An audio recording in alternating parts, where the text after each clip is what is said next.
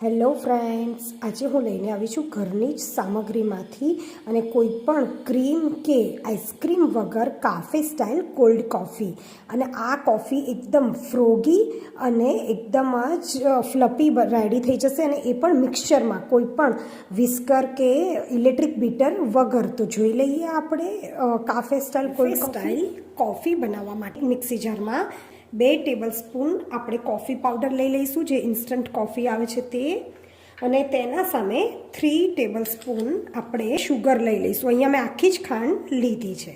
આ બંનેને આપણે પહેલાં પાવડર કરી લઈશું. આને આપણે ચેક કરી લઈએ તો દેખાઈ રહ્યું છે કે આપણો એકદમ સરસ પાવડર રેડી થઈ ગયો છે કોફી માટેનો. હવે આની અંદર આપણે એ આઈસ ક્યુબ એડ કરવાના છે. અહીંયા જોઈ શકો છો, મેં 1 ક્યુબ જે આવે છે તેનો આવી રીતે ક્રશ કરી લીધો છે, સહેજ દસ્તા વડે.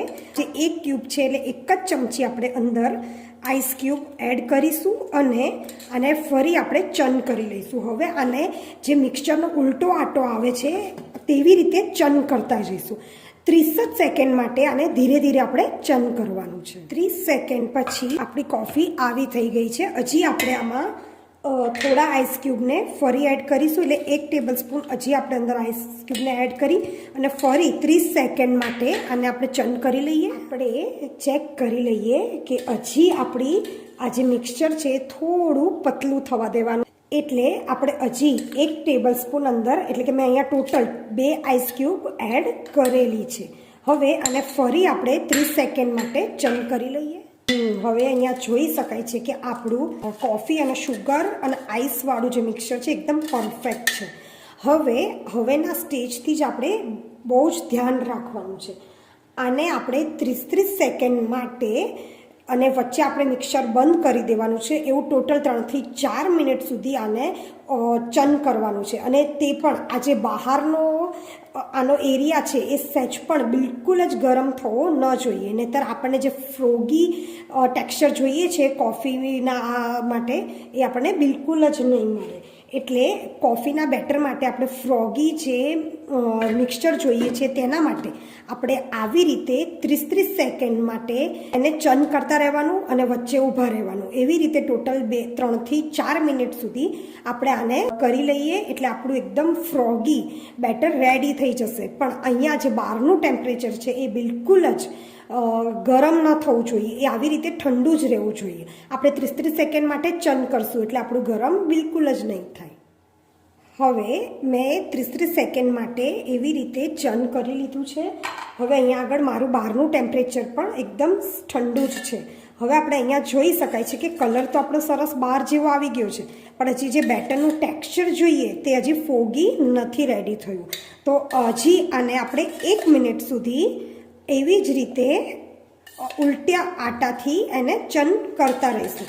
દેખાય છે ને કે બહાર જેવો, એટલે કે કાફે જેવો જ કોફીનો કલર રેડી થઈ ગયો છે. હવે આને આપણે ફરી 30 સેકન્ડ કરી અને 1 મિનિટ સુધી આને આપણે ચર્ન કરી લઈએ. જોઈ શકાય છે કે 3 મિનિટ સુધી, એટલે કે 30 સેકન્ડ સુધી જ આને ચર્ન કરવાનું છે. અને પછી આપણે રિઝલ્ટ જોઈ શકાય છે કે આપણી જે કોફીનું ટેક્સચર છે એકદમ જ ફ્રોગી અને જે વ્હિપક્રીમ હોય તેવું થઈ ગયું છે. અહીંયા આપણે જોઈ શકો છો કે એકદમ જ આપણું ટેક્સચર કેવું સરસ, અને કલર પણ ચેન્જ થઈ ગયો છે, એટલે કે કાફે જેવું લાગે છે ને હવે આપણી કોફીનો કલર દેખાઈ રહ્યું છે ને, કેટલું સરસ ટેક્સચર છે. જો આમાં આપણું મિક્સચર જે છે થોડું પણ ગરમ થઈ જશે તો આપણું જે ફ્રોગી આ ટાઈપનું જે ટેક્સચર આવવું જોઈએ બિલકુલ જ નહીં આવે. તેના બદલે આનાથી સહેજ પતલું લેશે, બાકી કલર તો તમારો સરસ આવો આવી જ જશે. તો હવે આમાંથી આપણે કોલ્ડ કોફી રેડી કરી દઈએ. હવે આપણે કોફી જે ગ્લાસમાં અસેમ્બલ કરવાની છે તેમાં આપણે હર્શીસનો જે ચોકલેટ સોસ આવે છે તેનાથી આપણે આખા ગ્લાસને કવર કરી લઈશું. હવે આને 2 મિનિટ જેટલું ફ્રીઝમાં રાખી દઈએ, એટલે ચોકલેટ સોસ સેટ થઈ જાય. હવે અહીંયા આગળ 1 ગ્લાસમાં મેં ફૂલ ફેટ દૂધ લઈ લીધું છે અને તેમાં મેં શુગર એડ કરી દીધી છે 2 ટેબલ સ્પૂન. હવે આપણે તેની અંદર જે આપણી કોફીનું મિક્સર છે તેને આપણે મિક્સ કરી લઈએ ડાયરેક્ટ ગ્લાસ. આ એકદમ જ ફ્રોગી છે એટલે કે એ ઉપર જ રહેશે, એટલે આપણે ડાયરેક્ટ જ ગ્લાસમાં એને અસેમ્બલ કરતાં પહેલાં એકવાર આવી રીતે મિક્સ કરી લઈશું તો ખૂબ જ સરસ રેડી થઈ જશે.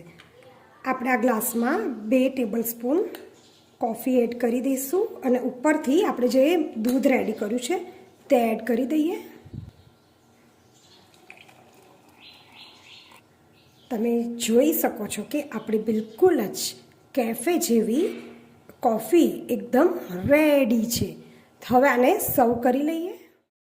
ઉપરથી આપણે થોડું બોર્નવિટા જે આવે છે તેને આપણે ભભરાવી દઈએ. આ કોફી સાથે બોર્નવિટાનો ટેસ્ટ ખૂબ જ સરસ લાગે છે. તો રેડી છે આપણી કાફે સ્ટાઇલ કોલ્ડ કોફી.